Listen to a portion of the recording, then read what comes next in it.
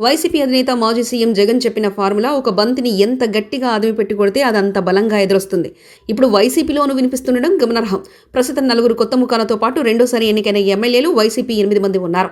ఇక మిగిలిన వారిలో జగన్, పెద్దిరెడ్డి రామచంద్రారెడ్డి వంటి వారు ఉన్నారు.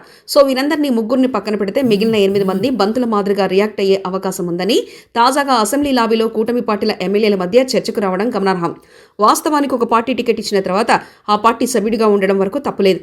అయితే నియంతృత్వాన్ని మాత్రం సదరు సభ్యుడు పాటించాల్సిన అవసరం లేదు అని మహారాష్ట్రలో 2021లో చోటు చేసుకున్న రాజకీయ పరిణామాల నేపథ్యంలో సుప్రీంకోర్టు కీలక వ్యాఖ్యలు చేసింది.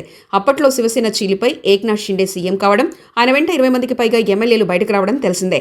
ఈ క్రమంలో శివసేన అప్పటి చీఫ్ సుప్రీంకోర్టును ఆశ్రయించి శివసేన లెజిస్లేటర్ పార్టీ నాయకుడిగా తాను గీసిన గీత దాటారంటూ వాదనలు వినిపించారు. అయితే ఈ వాదనను కోర్టు కొట్టివేసింది. టికెట్ ఇవ్వడం వరకు ఉన్న స్వతంత్రం సదరు అభ్యర్థిని సభకు వెళ్లకుండా అడ్డుకోజాలదని ధర్మాసనం వ్యాఖ్యానించింది. ఇప్పుడు ఈ తీర్పు జగన్ చెప్పిన బంతి ఫార్ములా వెరసి వైసీపీలో 8 మంది ఎమ్మెల్యేలు యూటర్న్ తీసుకుంటారన్నది కూటమి ఎమ్మెల్యే మధ్య జరుగుతున్న చర్చ.